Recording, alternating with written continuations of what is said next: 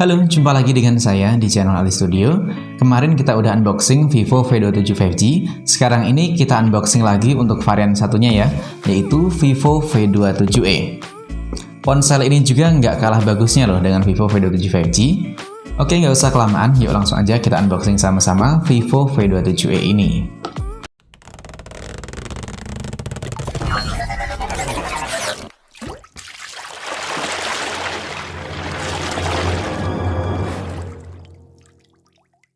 Dari segi tampilan box, Vivo V27e nggak jauh berbeda dengan Vivo V27 versi 5G yang udah kita review sebelumnya ya. Di bagian samping kanan maupun kiri ada keterangan Vivo V27e, lalu di bagian atasnya terdapat varian memori atau penyimpanan yang dimiliki. Lalu isi dalam paket penjualan ponsel ini masih sama juga, nggak ada yang absen sama sekali dan nggak ada yang berbeda. Bahkan ponsel ini juga memiliki adapter charger bawaan sebesar 80 watt. Dan ini beneran investasi banget untuk ponsel Vivo V27e atau lebih tepatnya adaptor bawaannya. Dari segi desain ponsel ini tentunya nggak jauh berbeda dengan versi 5G-nya. Cuman untuk bodinya aja yang udah kelihatan berbeda ya. Karena ponsel ini pakai body flat atau body yang kelihatan mengotak, jadi kelihatan lebih minimalis kalau kita bandingin dengan Vivo V27 versi 5G-nya. Untuk feel genggaman juga ponsel ini tetap enak di tangan karena masih ringan dan juga tipis. Untuk backdoor-nya sendiri masih menggunakan backdoor berbahan plastik. Dan di bagian bawah masih terdapat branding Vivo, lalu di bagian atasnya terdapat 3 setup kamera, lalu di bagian samping terdapat lampu ring light atau lebih tepatnya aura light. Sedangkan di bagian depan ponsel ini juga masih sama-sama memiliki perubahan yang bisa dibilang cukup signifikan. Karena yang biasanya pakai tampilan water drop notch atau tampilan notch yang agak lebar itu ya, sekarang ini udah kelihatan kekinian karena udah berubah pakai tampilan layar neo display. Untuk bezelnya juga udah kelihatan cukup tipis, bahkan bisa dibilang hampir simetris di berbagai sisi. Jadi kesan mewahnya lebih dapat untuk ponsel Vivo V27e. Untuk layarnya, ponsel ini pakai panel AMOLED dengan ukuran seluas 6,62 in dan memiliki refresh rate tinggi hingga 120 Hz. Layar ini juga udah pakai resolusi Full HD Plus dengan aspek rasio 20:9 serta memiliki kerapatan 398 pixel. Tentu buat kita pakai multitasking ataupun buat nonton video udah enak dan juga nyaman di mata ya, karena untuk kualitas warna yang dihasilin udah terasa adem banget. Cuman waktu kita pakai buat nonton video, kekurangannya masih sama seperti kakaknya, yaitu masih menggunakan mono speaker saja. Jadi kualitas suaranya emang udah enak, tapi kayaknya lebih enak lagi nih kalau udah mendukung dual speaker stereo. Beralih di bagian sistem, ponsel ini hadir dengan tampilan antarmuka Android versi terbaru saat ini. Udah pakai Android 13 berbasis Vantage OS versi 13. Di bagian performa, ponsel ini hadir dengan chipset MediaTek Helio G99 dengan fabrikasi 6 nanometer dan ditandem dengan pengolah grafis Mali G57 MC2. Chipset tersebut dipadukan dengan RAM sebesar 8/256GB dan bisa kita tambahkan lagi dengan slot kartu memori eksternal.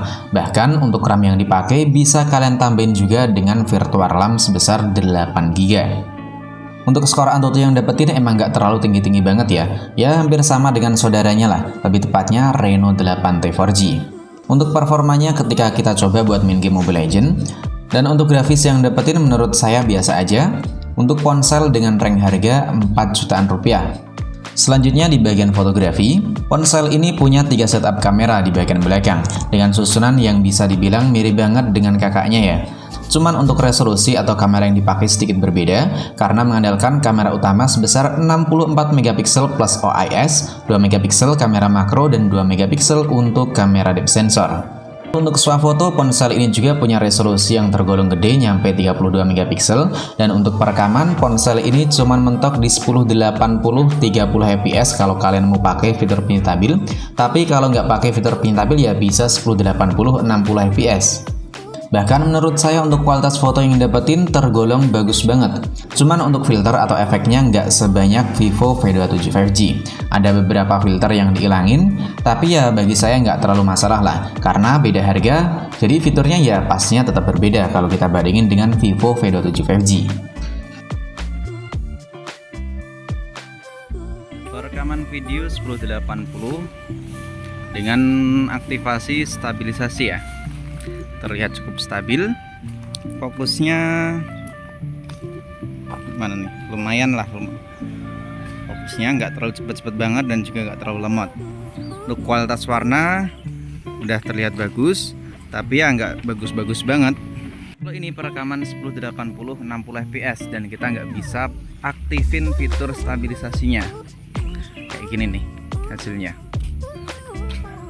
Perekaman 1080 30 fps, nggak ada 60 fps nya, hasilnya terbilang biasa aja. Getarannya cukup terasa karena nggak ada stabilisasinya. Kalau ini 1080 30 fps dengan aktivasi stabilisasi, kelihatan bagus ya. Seperti ini nih hasilnya.